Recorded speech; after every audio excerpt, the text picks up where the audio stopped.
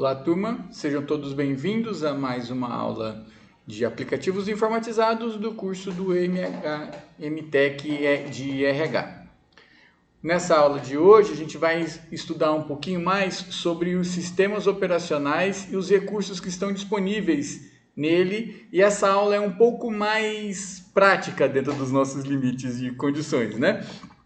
Por isso, a recomendação é que vocês realizem essa aula de hoje, acompanhem essa aula de hoje com um caderninho, anotando algumas informações e alguns passo a passo, porque tanto do ponto de vista de uma futura atividade, quanto também numa questão prática, né, do nosso dia a dia com o uso do computador, algumas informações dessas que vão ser passadas nessa aula de hoje podem ser bastante relevantes, podem ser bastante úteis, tá? Então, toma nota de algumas dessas informações que vão ser passadas para vocês, para que consiga aproveitar aí da melhor maneira possível essa aula preparada para hoje para vocês, tá bom? Para começar, então nós temos como o sistema operacional, como principais funções do sistema operacional, a gestão de hardware, de aplicativos e do próprio sistema operacional. E nesse aspecto, o que diz respeito à gestão do hardware se encontra principalmente, ou se vale principalmente, da manutenção dos drivers que estão instalados desse computador. Como eu tinha comentado na aula passada, o driver é um programa específico desenvolvido pelo criador do equipamento, daquele dispositivo, que vai permitir que o computador e o sistema operacional consigam conversar, fazendo essa intermediação, essa tradução dos comandos necessários para fazer esse funcionamento da melhor maneira possível. E a nossa parte, o que nos cabe, é de manter esse driver sempre muito bem atualizado, sempre muito com as versões mais recentes disponíveis, para que a gente tenha aí o melhor recurso de segurança e de usabilidade possível, tá? Então, nosso primeiro grande exercício aqui é garantir que esse meu sistema esteja com os drivers atualizados. Para isso, existe um recurso importante que é dentro do computador, a função este computador. Acompanhe então aqui comigo na parte lateral esquerda, né? O ícone este computador. Pode mudar de este computador para meu computador dependendo da versão do Windows, tá? É muito provável que você encontre já nas versões, você esteja trabalhando com Windows 7, Windows 8, 10 ou 11. Então, nessas últimas versões, todas elas aparecem como este computador. Nas versões anteriores, ela está com o nome de meu computador, mas não muda muito o nome, a funcionalidade, só mudou um pouco o nome. E acessando a opção propriedades, a gente consegue localizar a tela, a gente consegue acessar a tela das propriedades do dispositivo. Nesse nosso caso aqui, nesse meu caso, ele está mostrando, né, as configurações do meu dispositivo, o que ele tem instalado, mas a parte que nos importa está aqui nessa seçãozinha de configurações relacionadas, agora dessa vez à direita, tá? Existem outras formas de acessar essa tela.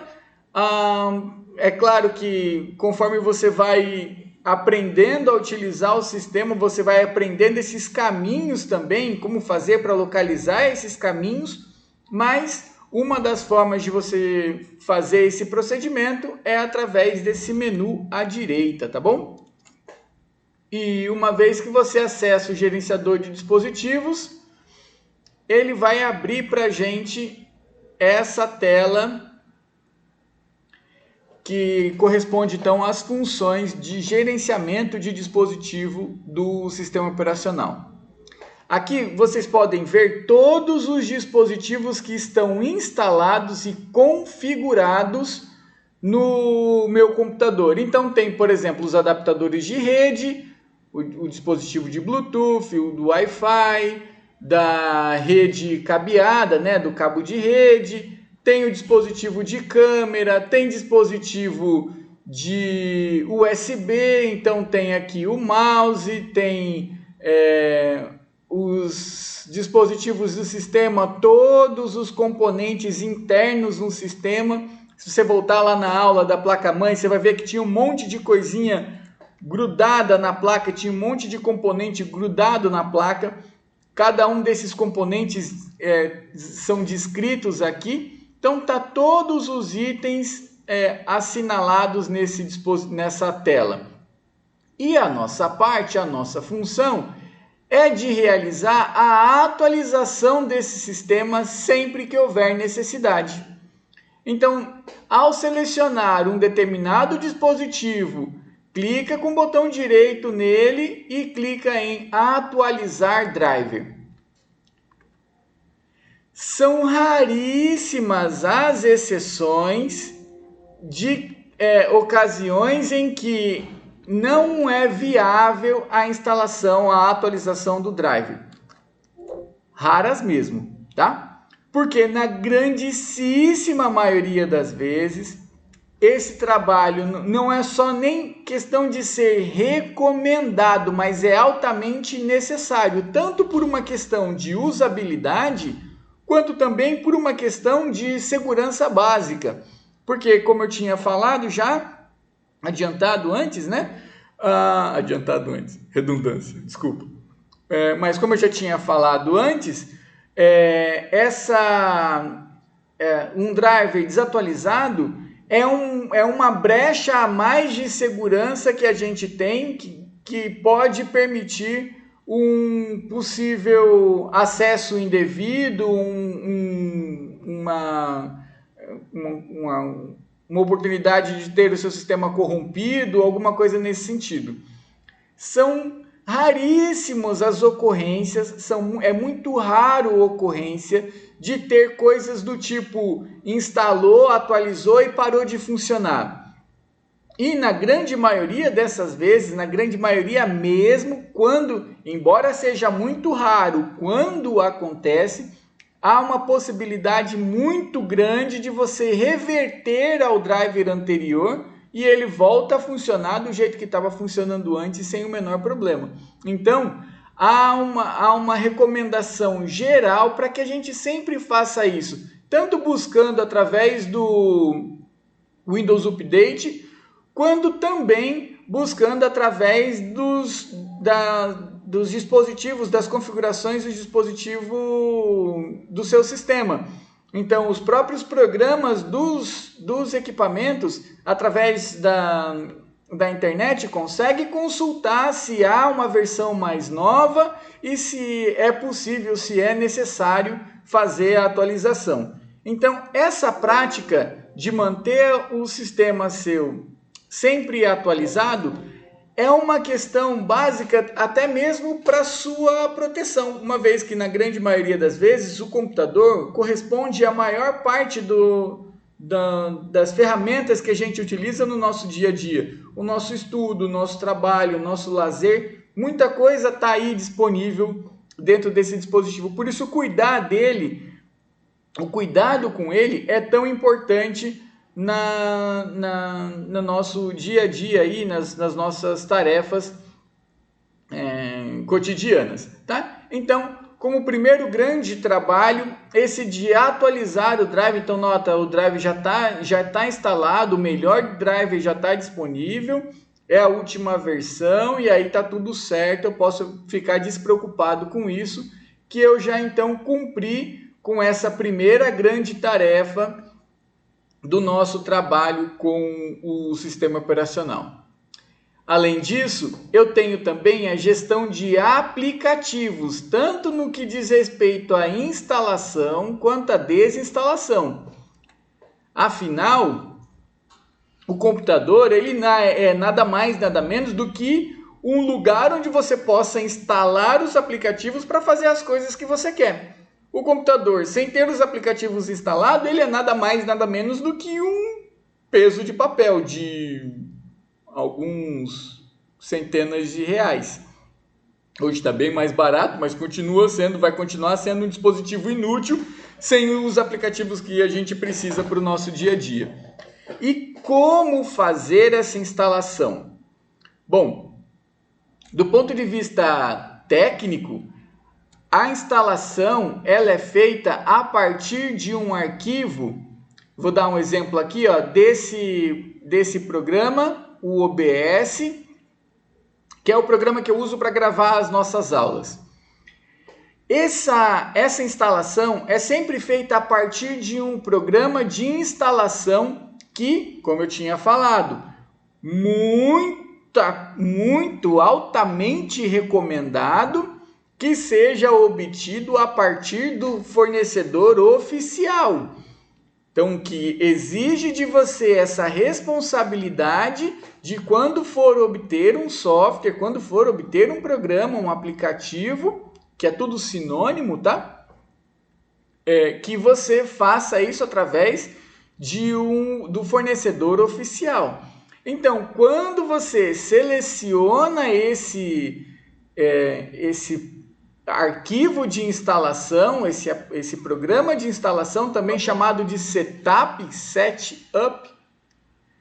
ele vai oferecer para você a rotina, o utilitário de instalação. E nesse programa, embora, claro, as coisas que possam aparecer nele possam mudar um pouquinho entre cada programa que você utiliza, cada programa que você for instalar, as informações, óbvio, vão mudar um pouquinho, mas a natureza, a informação, o processo em geral é sempre o mesmo. E, de modo bem generalista, muito raramente você vai precisar se preocupar em fazer coisas diferentes de next, next, next, install. Nesse caso, ele travou aqui porque era o programa que está tentando instalar o programa que já está rodando. Mas qualquer outro programa de instalação que você tentar baixar para instalar vai ser sempre esse mesmo processo. Eu tenho aqui um outro exemplo desse programa chamado Champ, que eu uso para trabalhar. É um servidor Apache para poder configurar um servidor de internet no meu computador. Mas nota que o procedimento dele é exatamente o mesmo. Ele vai oferecer aqui, ó, next, next, next, next, vai avançando, avançar, até concluir, sempre nessa mesma dinâmica. Ah, mas professor, pode ser que seja necessário fazer uma configuração adicional na minha instalação. E eu tenho que adicionar um componente ou retirar um componente porque eu tenho uma necessidade específica ali para aquele computador. O computador, por exemplo, pode ter menos recurso, pode ser mais lento e aí por isso eu tenho que colocar menos funcionalidades. Mas aí é um caso bem específico que, como sendo específico, é tratado de um modo específico. Agora, de maneira geral, qualquer programa que você vai baixar e instalar de uma fonte oficial, esse procedimento de instalação é sempre o mesmo. Avançar, avançar, avançar, concluir, ou next, next, next e finish, install. Tá? Então, nessa rotina de instalação, passa sempre a partir desses arquivos chamados de setup, de configuração inicial, de ajuste, de instalador, enfim, cada distribuidor vai oferecer para você um nome próprio, um nome específico para ele, mas o procedimento vai sempre ser o mesmo nessa rotina. Chamo a atenção para vocês só de um detalhe importante, tá? De alguns anos para cá, mesmo alguns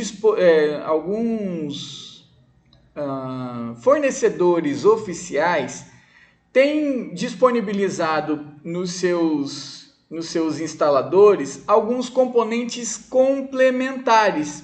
Às vezes por uma questão de parceria econômica, por uma propaganda, como uma forma de propaganda, como apoio de parceiros, enfim, tem vários motivos que podem fazer haver esses componentes complementares. E aí, muitas vezes, você se pega instalando um programa e ganha de brinde 2, 3, 4 programas diferentes. Mas, na grandíssima maioria das vezes, na grandíssima mesmo, 99,99999% das vezes, você vai ter no seu programa de instalação a opção assim, ó, deseja instalar o componente complementar? Quer instalar junto tal programa? Alguma coisa nesse sentido. Então, muito raramente, os programas de instalação, quando oferecem para a gente esses programas extras, eles muito raramente não colocam a opção de você não instalar, tá? E aí fica uma tarefa adicional, vamos dizer assim, de nessas etapas de avançar, concluir, você dá uma olhada, né, dá uma verificada, uma consultada de qual que é o programa que está sendo instalado e se ele não está te oferecendo, porventura, algum programa adicional. Então, cumpre a nós aí esse papel de verificar, né, de consultar antes da confirmação dessa instalação, se porventura não tem algum programa adicional sendo oferecido para você aí, além daquilo que você tinha solicitado, tá? Então essa é só uma dica para passar para vocês. É raro, mas acontece. Seguindo com as nossas funções, nós temos uma segunda função de gestão de aplicativo, que é o processo inverso do que a gente tinha começado lá. Ao invés de instalar, vamos desinstalar. Essa desinstalação, ela leva em consideração tanto um método oferecido pelos próprios aplicativos. Então, aqui a partir do menu iniciar, por exemplo, vamos ver se eu acho aqui um que esteja disponível para a gente. Acho que o OBS deve ter. Não, também não.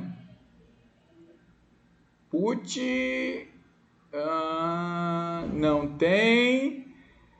Samsung também não. É só porque eu falei, não tem nenhum aqui. Visual? Não. Eita. WinRAR?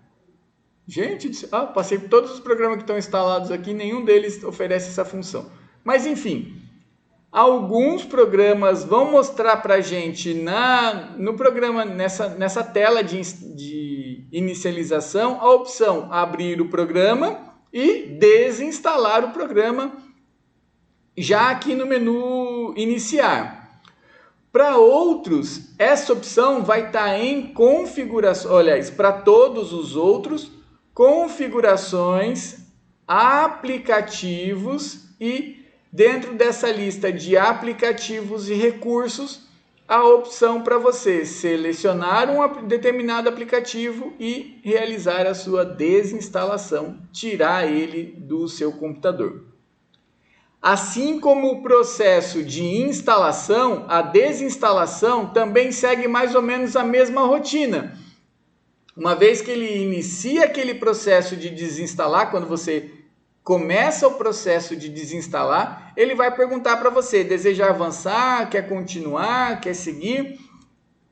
E algumas vezes os programas oferecem para a gente uma opção assim, ó, você quer desinstalar completamente o programa ou você quer apagar o programa e preservar suas informações pessoais, como arquivos de configuração, alguma coisa nesse sentido. né? Configurações personalizadas, esse tipo de coisa. Essa opção ela é útil principalmente quando a gente vai gerar uma nova instalação, vai fazer uma atualização no sistema, vai apagar tudo e você quer ter preservados aqueles dados, porque você sabe que em um determinado momento você vai ter que usar esse programa novamente.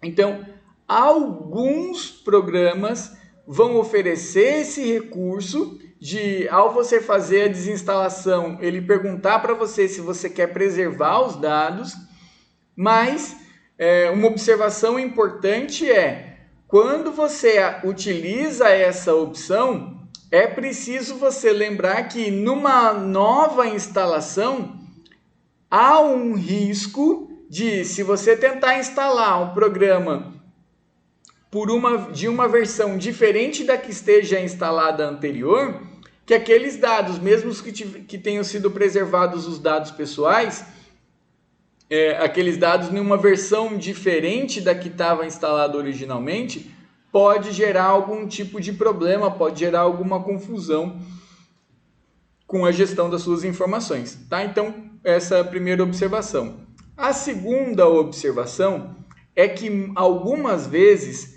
quando você faz a desinstalação de um programa ou de algum recurso dentro do sistema operacional, é comum que aconteça a necessidade de o computador reiniciar para que possa efetivamente concluir essa desinstalação. Isso acontece porque o programa que você está tentando desinstalar, ele tem algum componente que já está em execução dentro do sistema. Então fica lá armazenado na memória, ou fica lá armazenado em cache, outro tipo de memória, e em algum determinado momento, quando ele precisa ser desinstalado, como esse programa já está em execução, ele precisa ser encerrado para que possa ser fechada, né? Para que possa fazer a desinstalação por completo. Por isso, algumas vezes pode ser necessário fazer o reinício do computador, reiniciar o computador, para que possa garantir que esse sistema seja efetivamente apagado do seu dispositivo, tá?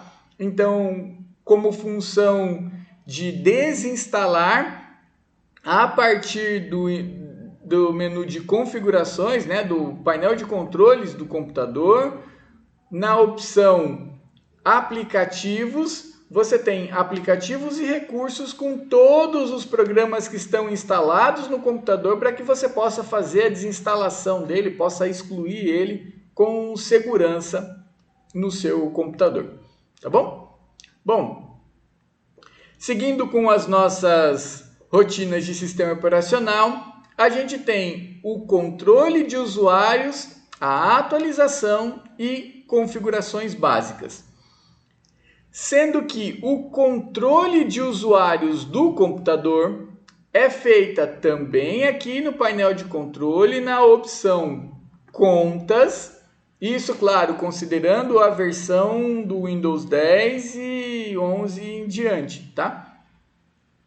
E aqui na aba Família e outros usuários, você pode adicionar outros usuários a esse computador.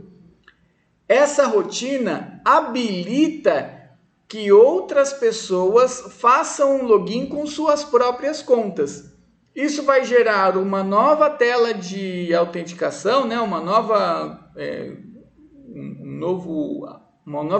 autorização para autenticação, assim como também configurações personalizadas próprias, tanto no que diz respeito à aparência do sistema, as configurações básicas, quanto também no conjunto de programas instalados. Então, vamos supor, você usa aí o seu computador compartilhado com a sua irmã, com seu irmão, com seu pai, com sua mãe.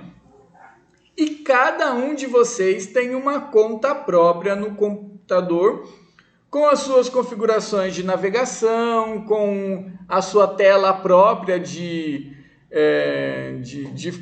plano de fundo, com as suas páginas favoritas e assim por diante. E cada um deles vai ter como se fosse o seu próprio computador com as suas próprias configurações. E o que acontece em uma das contas não interfere no funcionamento das demais. Por isso, principalmente para quem usa o computador compartilhado com mais de uma pessoa, é importante ter essa configuração individualizada, né? Essa configuração própria. Agora, preciso destacar uma coisa importante.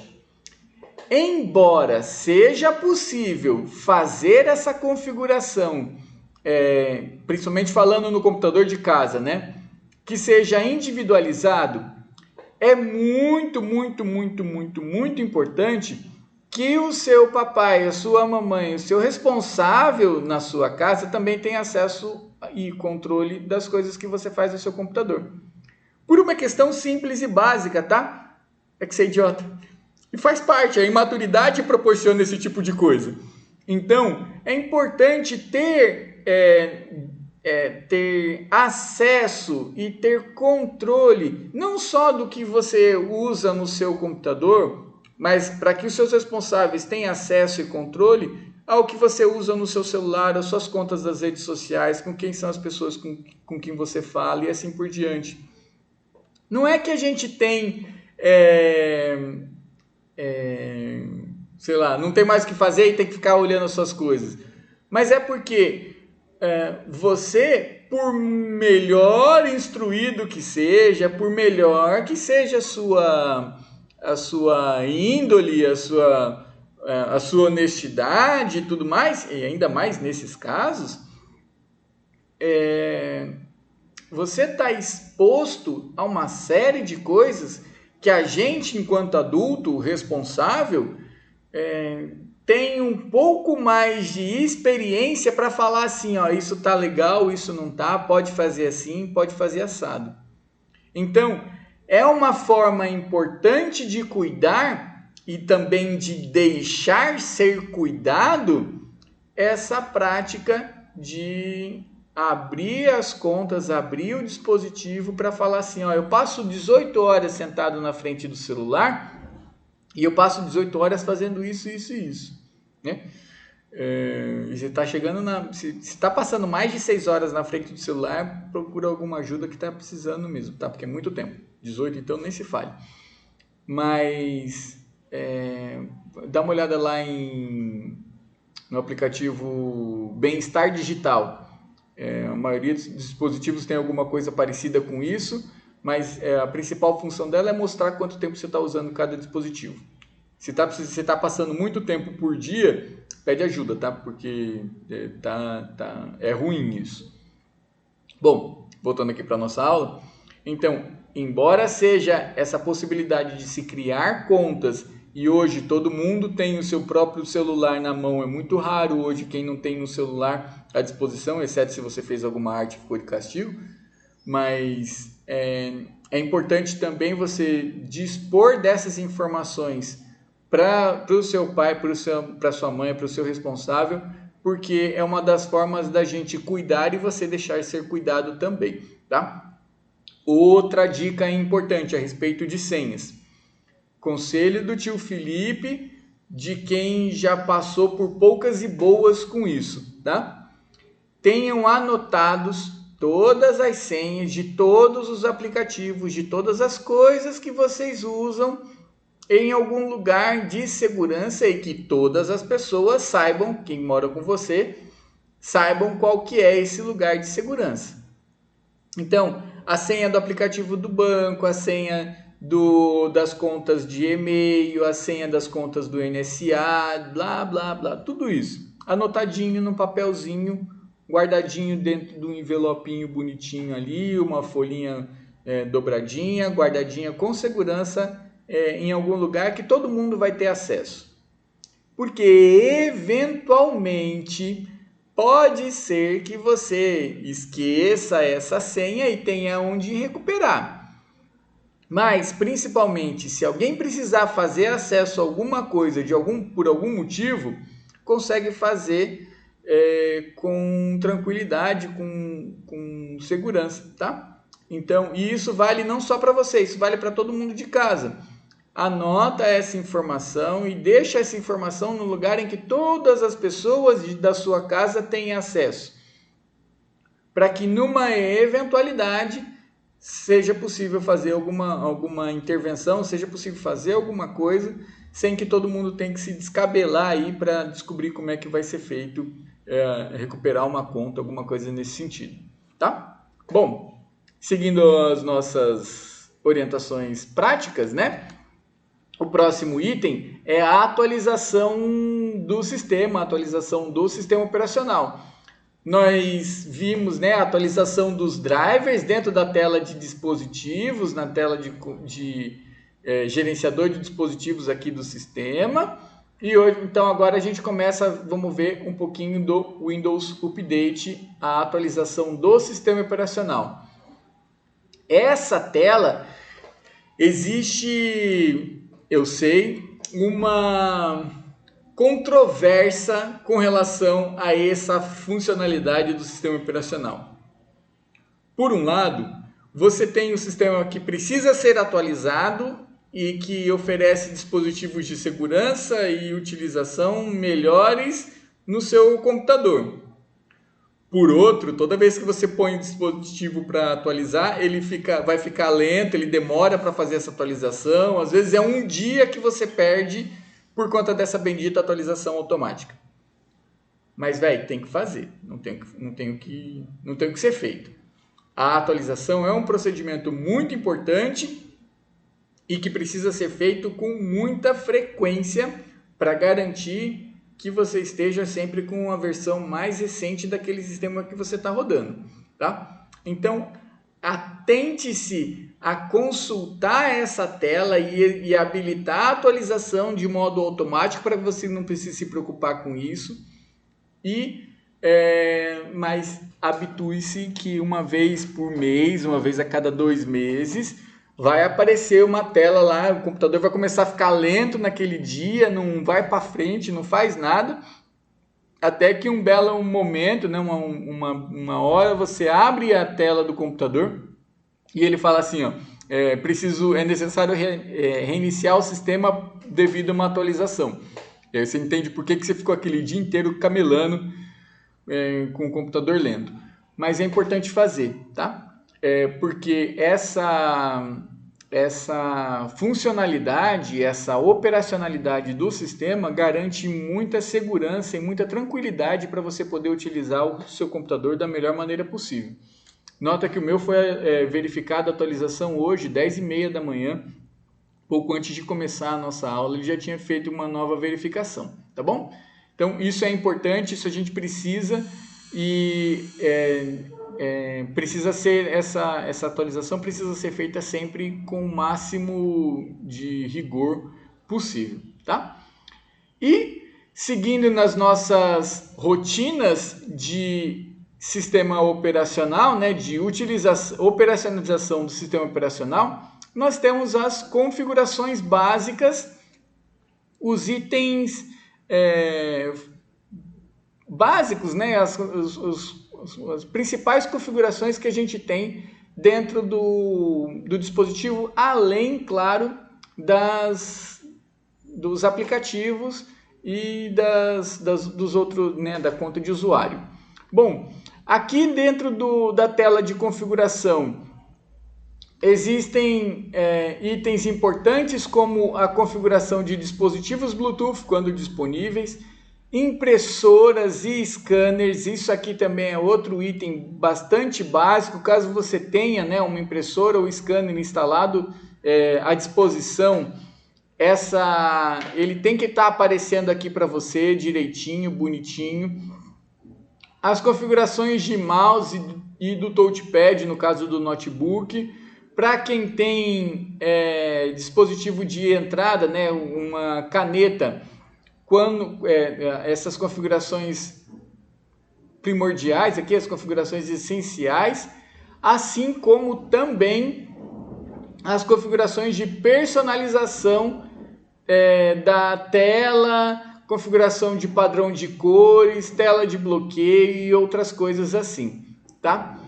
Na grande maioria das vezes, as configurações oferecidas dentro da tela do painel de controles, elas não oferecem nenhum risco operacional. As configurações mais sensíveis, que podem sim gerar uma falha no sistema, alguma coisa assim, geralmente elas estão escondidas em 2, 3, 4, 5 telas diferentes até chegar lá no lugar em que você precisa. Então, na grande maioria das vezes, aquilo que a gente tem de configuração básica, né, de operação básica do sistema, ela está ali disponível na nossa tela e a gente pode fazer com uma certa tranquilidade. Uma coisa que é importante fazer, e isso é uma dica que vale inclusive não só para a configuração do Windows, mas também para a utilização de outros programas e aplicativos, na hora que você está fazendo uma atualização, uma configuração qualquer, sempre presta bastante atenção em qual foi o caminho que você fez, que tela que você abriu, que botão que você clicou para poder chegar naquela tela de configuração. Porque se eventualmente houver a necessidade de você corrigir essa configuração, porque ela tinha sido feita errada, ou colocou um parâmetro errado e desmarcou uma coisa que não podia ter desmarcado, por exemplo, você consegue refazer esse processo com tranquilidade, tá? Então, essa dica, né, de observa atentamente quais são os processos, o que você está fazendo com bastante calma, com bastante atenção, para que você consiga fazer esse procedimento com mais segurança. E aproveitando essa oportunidade, já dou uma segunda dica também, terceira, quarta, já perdi as contas, mas que é o seguinte: toda vez que você precisar de auxílio, tipo de um vídeo do YouTube, para poder fazer alguma coisa, um tutorial, para seguir um tutorial para fazer alguma coisa, tipo, como o caso de uma configuração do sistema operacional, uma dica muito importante que eu tenho para dar para vocês é, primeiro, assiste todo o vídeo, assiste o vídeo inteiro, completo, sem pausa. Vai lá e vê o vídeo, né, o tutorial completo, para ver o que é que a pessoa está fazendo e se é efetivamente aquilo que você precisa ser feito. E depois de você assistir o vídeo completo, você volta o vídeo no início e vai fazendo ali aquele passo a passo que está sendo descrito no vídeo. Porque muitas vezes a gente começa a fazer alguma coisa e tem ali aquele síndrome de ansiedade, né? Entendo bastante. Mas a gente começa a fazer fazer essas operações, fazer essas alterações no sistema e chega lá no final e você fez um monte de alteração, instalou um monte de programa, e não era aquilo que precisava ser feito, porque não era aquilo que você realmente precisava, tá? Então, a dica aí de quando precisar fazer alguma configuração no sistema, pode usar tutorial do YouTube, pode usar artigos disponíveis na internet, páginas, fórum, blá, blá, blá. Mas primeiro lê todo o material, assiste todo o vídeo, vê o material completo, vê se é aquilo mesmo que você precisa e depois, se for, vem fazendo passo a passo, tá bom? Bom, seguindo as nossas configurações básicas, nós temos também a operacionalização do gestão de arquivos, do sistema de arquivo, as operações básicas aí desse sistema de arquivos, que é talvez a parte mais importante que a gente tem, onde a gente mais utiliza o sistema operacional da forma prática, né? Vamos dizer assim. Então, a nossa maior parte de utilização do sistema está na gestão de arquivos, é onde a gente sente mais isso. E como é que eu faço essa gestão de arquivos? Como é que eu controlo esses arquivos dentro do meu sistema operacional? Bom, o computador, ele tem uma partição, isso aqui é uma partição, que é nada mais, nada menos do que um espaço lógico dentro do dispositivo físico. Partição é espaço lógico dentro do dispositivo físico. Deu para perceber pela ênfase que em um determinado momento eu vou perguntar isso para você, né? Esse meu HD, por exemplo, é um HD que tem 1 terabyte, ele tem 1024 gigabytes. E ele está dividido em pelo menos 2 partições. Na verdade tem 3, tem mais uma outra oculta, que é um pouquinho menor. Mas eu tenho uma aqui que tem 730 gigabytes, dos quais 670 estão livres. E eu tenho outra partição que tem 200 gigabytes, das quais 153 estão livres. Lembra que eu tinha falado para vocês? Pelo menos 75% de espaço disponível. Essa barrinha, esse gráfico, mostra isso para a gente. Ele tem que estar, então, sempre no máximo 75%, aqui 3/4 dela ocupado. Nesse meu caso está bastante vazio, tem bastante espaço livre, porque eu formatei esse computador recentemente, eu sempre faço isso no começo do ano, também tinha comentado isso com vocês. Então, dentro dessa partição, essa partição disco local C2 pontos, nela eu tenho todas as pastas separadas, né, com esses iconezinhos amarelo. Observa a nomenclatura do tipo aqui na direita, pasta de arquivos, e tenho também arquivos, que vão ser todos os outros itens, tá? Aqui, exibindo, né, disponíveis, eu tenho essas 9 pastas e um arquivo nessa partição. Para que eu possa criar uma pasta, eu tenho, dentre as opções, o menu de... Aqui, tá? Início, nova pasta. E uma vez que eu criei essa nova pasta, eu vou poder colocar aqui, indicar o nome dessa pasta, e ele já vai oferecer para mim automaticamente essa opção de digitar o nome. Então, quando eu crio essa pasta, né, em início, nova pasta, ele já vai oferecer para a gente a opção de automaticamente nomear essa pasta, colocar qual nome eu vou querer que ela seja. Uma dica importante, tá? Embora existam algumas regras técnicas, por exemplo, não pode criar um arquivo ou pasta que tenha como nome ou tenha como parte do nome o caractere de barra, o sinalzinho da barra, né? Tipo mês, dia e ano, dia, mês e ano, ou divisão, né? Enfim, fração. Isso é uma regra técnica, não pode ter. Se você tentar criar, ele vai dar uma mensagenzinha de erro falando que não pode fazer. Mas uma dica que talvez mais importante do que essa dica técnica é: não pode criar uma pasta sem colocar o nome nela das coisas que você vai colocar dentro dela. Sei que isso pode parecer meio óbvio, mas dentro da pasta em que você vai colocar o material das aulas de aplicativos informatizados, essa pasta tem que se chamar aplicativos informatizados.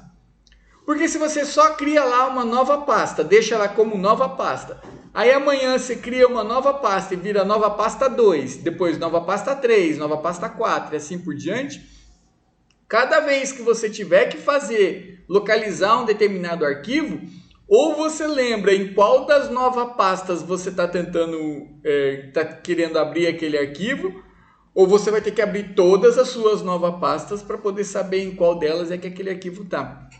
Então, colocar um nome contextual que tenha relação ao contexto do conteúdo é tão importante quanto a dica técnica. Não pode colocar espaço, não pode colocar barra, não pode colocar interrogação, não pode colocar 2 pontos. Deixa eu ver se eu acho que consigo mostrar aqui para vocês as regras todas.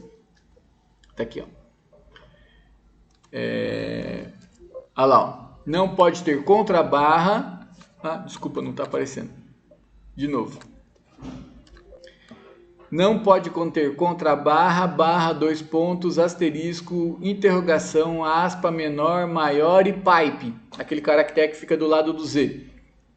Tá? Isso é uma regra técnica. Você não vai poder criar uma pasta com esses caracteres. Mas uma regra operacional cria uma pasta com o nome das coisas que estão relacionadas àquela coisa que você vai armazenar ali dentro. Vai criar uma pasta de fotos. Aí dentro da pasta de fotos você coloca todas as fotos que você quer. Dentro da pasta de fotos eu quero criar uma pasta com fotos do final de semana no sítio. Então põe lá, fim de semana no sítio, coloca todas as fotos do fim de semana no sítio ali dentro. Então essa prática de nomear ela com nome contextual, que tenha com relação ao contexto da informação que você está colocando, é uma prática que ela não é necessariamente uma restrição técnica, mas é uma dica operacional muito importante. Bom, assim como você pode criar uma pasta, você também pode criar um arquivo. Opa, agora vai. Você pode criar um arquivo dos principais tipos de arquivo que você tem disponíveis no computador. Essa opção de formatos de arquivo, de tipos de arquivo que tem aqui, são os principais, mas não são os únicos, tá? Esse menu que chama menu de contexto, tá? Que é o menu do botão direito, ele vai oferecer algumas dos tipos de arquivo que você pode produzir. Você pode, através dos seus programas, criar e salvar os arquivos que você quer. Mas aqui é possível ter um atalho para, por exemplo, criar um documento do Word para você enviar a tarefa que você vai precisar me mandar, tá? Então, essa opção de criar arquivos e pastas, ela funciona dessa maneira. Para renomear um arquivo ou pasta, existem também dois métodos diferentes. O primeiro é clicando em cima do nome do arquivo ou da pasta que você quer. Esse clique é um clique duplo, né? São dois cliques, mas ele é um clique longo, não é dois cliques rápidos, clique. É clique e clique, duas vezes. Porque se você só clicar uma vez, ele seleciona. Se você dá um clique duplo, rápido, ele vai abrir a pasta. Então, clique com uma duração um pouco maior entre o clique e outro, você abre a configuração de renomear um arquivo ou pasta. Outra opção de renomear também é no seu teclado, naquelas teclinhas que tem na parte superior do teclado, a tecla F2 também abre a opção de renomear. Além das opções de criar e renomear, a gente tem também uma operação muito importante, que é a de copiar, cortar e colar, que são disponíveis aqui para a gente, ó, recortar e copiar. E depois, quando eu tenho um objeto recortado ou copiado, eu posso colar, ele vai aparecer aqui para mim também, essa opção de colar para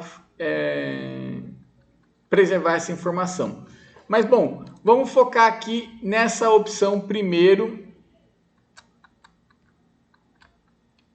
para entender melhor a diferença entre recortar e copiar. Bom, quando eu recorto um arquivo ou pasta, eu vou tirar ele do lugar em que ele está. Nesse caso aqui, esse arquivo está na pasta no disco local, C2 ele está dentro da raiz do dispositivo. Eu vou tirar ele daqui e vou colocar ele lá no outro lugar em que eu quero que ele fique. Lá naquela outra pasta, por exemplo, lá na área de trabalho. Então, eu recorto, tiro ela daqui, vou lá na área de trabalho e colo. Então, quando eu abrir aqui o disco local C2 pontos, já não tem mais a pasta aula, ela já deixou de existir aqui, porque eu recortei. Quando eu copio, clica com o botão direito, copiar, e aí eu vou lá na pasta que eu quero de destino, nesse caso aqui na minha raiz, e colo. Eu tenho duas cópias em dois lugares diferentes desse mesmo dispositivo. Então, de um lado, o arquivo original está lá na área de trabalho, uma cópia está aqui no meu disco local. Essa cópia agora vai conter todo o conteúdo que estava disponível lá naquela pasta original, tá? Mas são agora duas coisas diferentes. Se eu fizer uma alteração aqui nessa pasta, o que está aqui permanece igual. Então eu vou ter dois objetos iguais. E essa é a diferença entre o recortar e o copiar. Para alguns arquivos, existe a opção também de imprimir, que vai mandar esse documento para a impressora, gerando aí tanto um arquivo que pode ser físico, né? No caso, se você tem uma impressora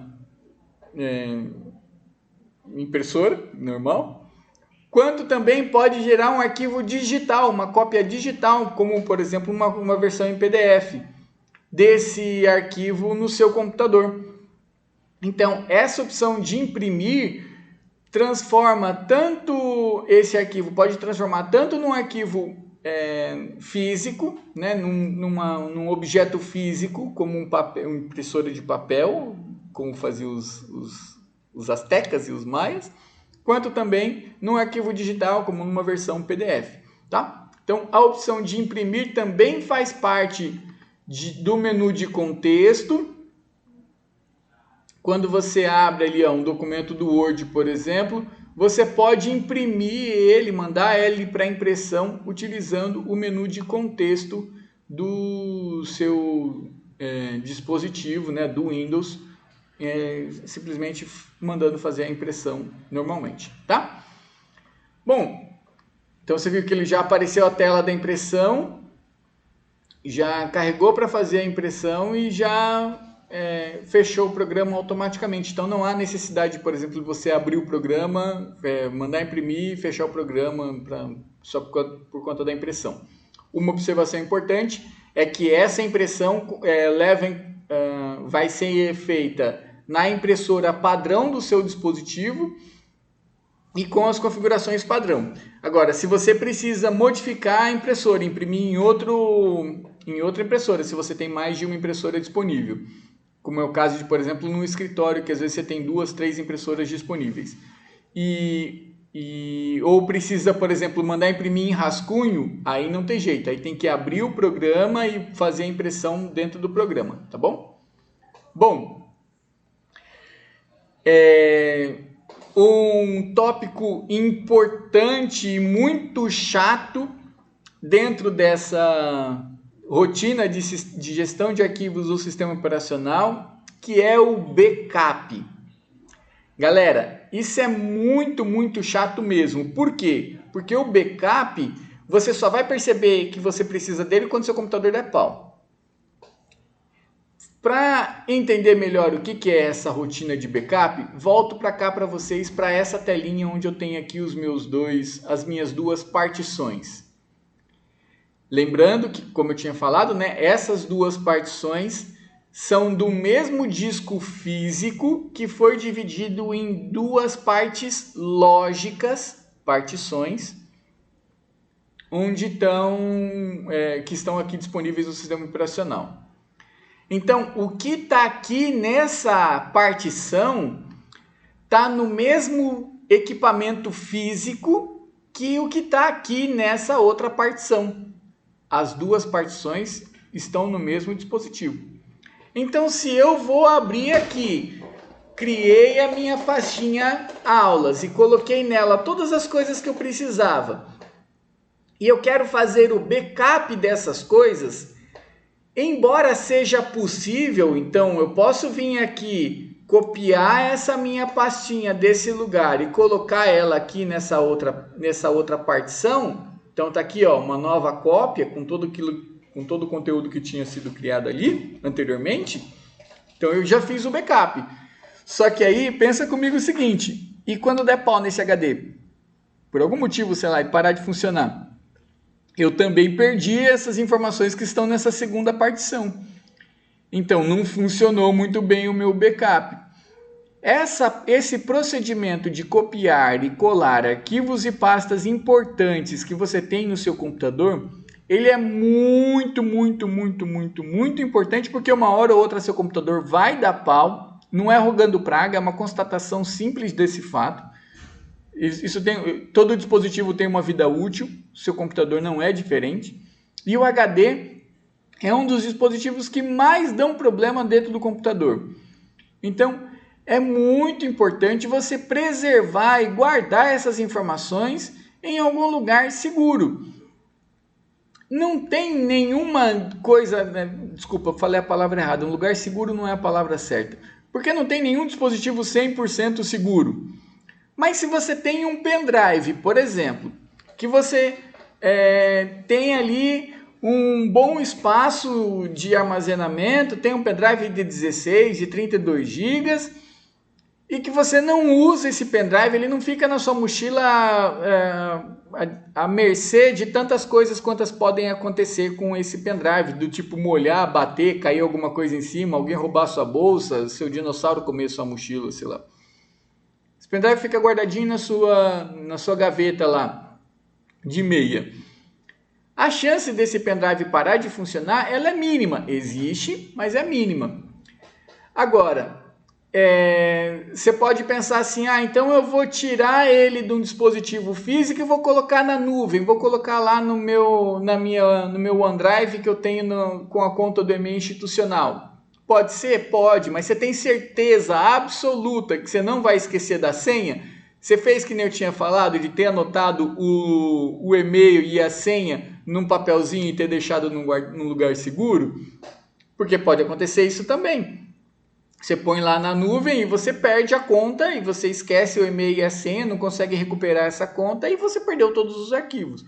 Então, esse backup é nada mais, nada menos do que copiar e colar. Feito isso com a devida frequência, com o devido cuidado, para você preservar aquela informação para o máximo possível. Porque tem certas coisas que são possíveis de serem recuperadas, tipo uma música, um filme, por mais difícil que seja. Agora, quando eu falo de fotos, trabalhos de escola, os trabalhos em andamento, como por exemplo a pesquisa que você está fazendo aí, eu já vou falar sobre ela com vocês, é importante ter isso salvo em mais de um lugar diferente com o máximo de segurança possível. Bom, para terminar essa parte de gestão de arquivos, trago para vocês, queria falar com vocês a parte de operacionalização, como utilizar algumas das principais funções através do mouse, que você pode apontar, clicar, com o botão direito do mouse abre o menu de contexto. Então chama menu de contexto essa telinha onde você tem todas as opções que estão relacionadas ao item que está selecionado. Observa que se eu se eu tirar a seleção, desmarquei o arquivo e cliquei com o botão direito, o menu de contexto é diferente, porque agora está relacionado à pasta e não ao arquivo. Então esse menu de contexto é com base na seleção que está sendo feita. A gente também pode operacionalizar o sistema através das teclas de atalho, por exemplo, a tecla F2, que abre a opção de renomear o arquivo, a tecla famosa, Ctrl+C, que copia, Ctrl+V, que cola. Então ele criou uma cópia desse arquivo agora, inclusive ele já chama o novo arquivo de cópia. A tecla Ctrl+X, que recorta. né, para poder fazer aquela movimentação do arquivo e outras tantas quantas são as teclas de atalho que a gente tem, tá? Então, tanto na questão da utilização através do mouse, quanto através das teclas de atalho, a gente consegue fazer as operacionalizações, consegue utilizar esses sistemas de gestão de arquivos do computador através desse programa que abre aqui, né, as pastas, os arquivos e pastas, que chama Windows Explorer, tá? Bom, para terminar a nossa atividade, né, a nossa aula de hoje, quero reforçar aí a atividade que está disponível para dessa quinzena de sistema operacional, da entrevista com pelo menos 10 pessoas diferentes, que é a atividade que está vigente no momento, por qualquer que seja o meio que você achar necessário. E essa entrevista leva em consideração as seguintes perguntas: qual dispositivo você normalmente usa em casa, quais são as especificações desse dispositivo.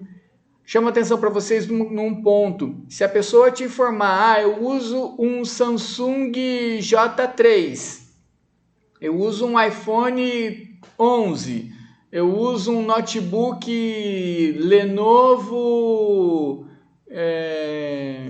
IdeaPad tal.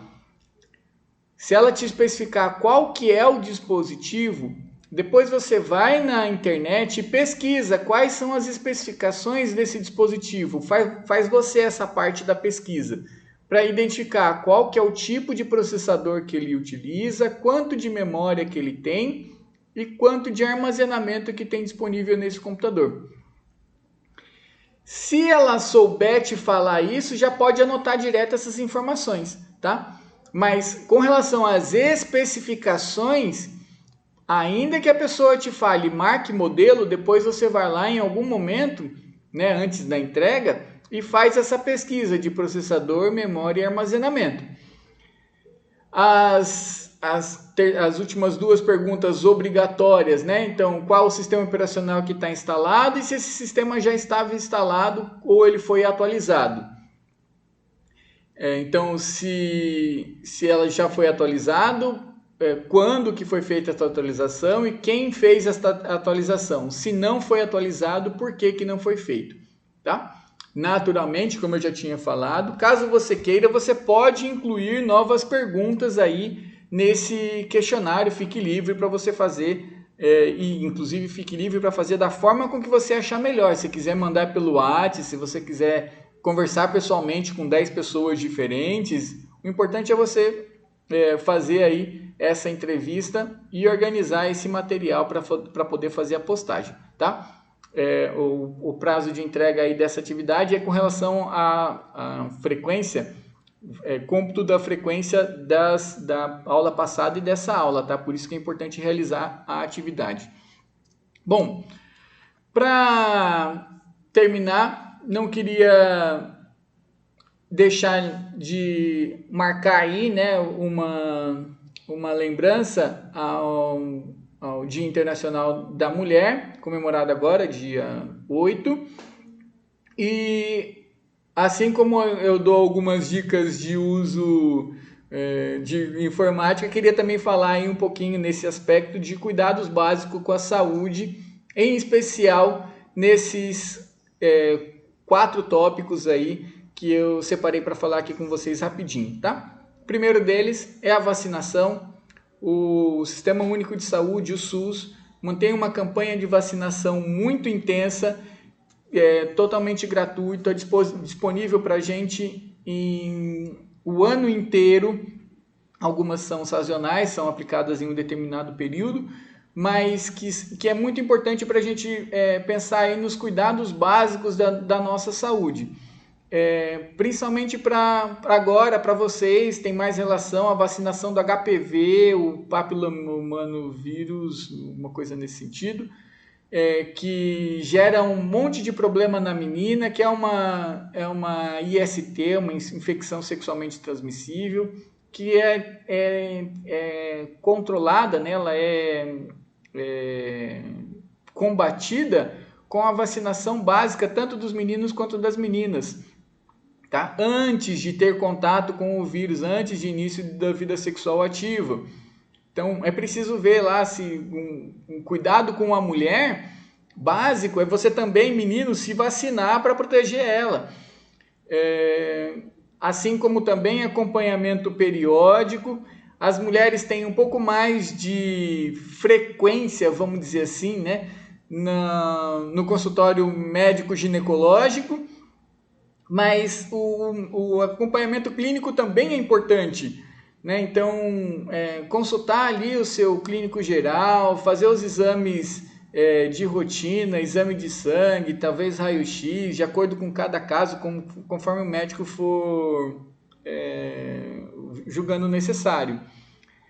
As mulheres hoje, do ponto de vista de saúde, estão expostas a um risco muito alto de câncer de colo de útero, câncer de mama. Uma observação importante que vale sempre lembrar: câncer de mama não afeta só mulheres, afeta mais mulheres, mas não afeta só mulheres. Os homens também podem ser acometidos dessa doença, assim como também as mulheres são maiores, tem uma tendência aí, tem um risco maior de infarto, especialmente quando a gente fala de mulheres que estão na menopausa, né, que já alcançaram uma certa maturação, nível de maturação, de maturidade,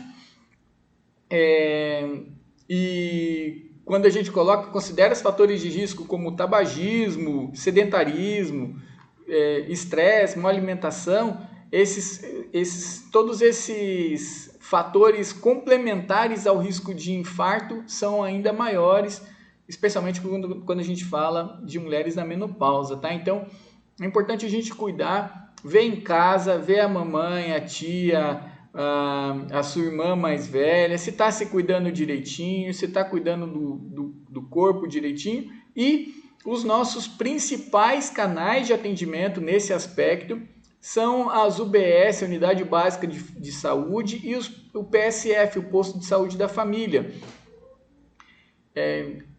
Hoje em dia, a rede pública de saúde está muito extensa, seja através das UBS, através dos PSF e outros mecanismos, como por exemplo, os centros especializados, especialmente no Centro de Saúde da Mulher, as clínicas da mulher, que estão aí disponíveis para vocês, com os principais cuidados do ponto de vista de saúde e totalmente gratuito, tá? Então, esse cuidado que a gente tem, ela é uma das formas que a gente tem de falar que se importa, de mostrar que realmente tem valor. E muita gente tem eu já vi isso muitas vezes, tá? Do tipo assim, mas eu não vou marcar lá na UBS porque leva 3 meses para poder marcar a consulta, aí leva não sei quanto tempo para fazer o exame, mas velho, se liga, vai levar 3 meses de qualquer forma. Se você marca hoje, daqui a 3 meses você faz o exame. Se você passar mal e precisar fazer alguma coisa e tiver que recorrer a algum sistema desse, como por exemplo, né, um atendimento na UBS, você vai levar os mesmos 3 meses, só que agora você vai levar os 3 meses doente, ferrado, com dor, com problema. Então não é melhor fazer agora? Então confere em casa se o preventivo está em dia, pergunta em casa se as coisas todas estão, se os cuidados básicos estão sendo feitos direitinho, e se não, procura você a UBS e fala: minha mãe tem tantos anos, faz tempo que não faz um check-up, queria trazer ela aqui, que dia que eu posso trazer ela aqui? E fala: mãe, então tá lá marcado para tal dia, tia, tá marcado lá para tal dia, vó, geralmente vó teimoso, né? Tá marcado lá na consulta na UBS para poder fazer aí controle de pressão, glicemia, para diabetes, esse tipo de coisa, tá? Então, como uma forma de marcar aí essa data, não deixar passar batido. Queria trazer aí com vocês essas dicas de cuidado de saúde. Espero vocês com a entrega da atividade de pesquisa e muito obrigado pela participação e a presença de vocês até agora. Valeu, até mais. Beijo.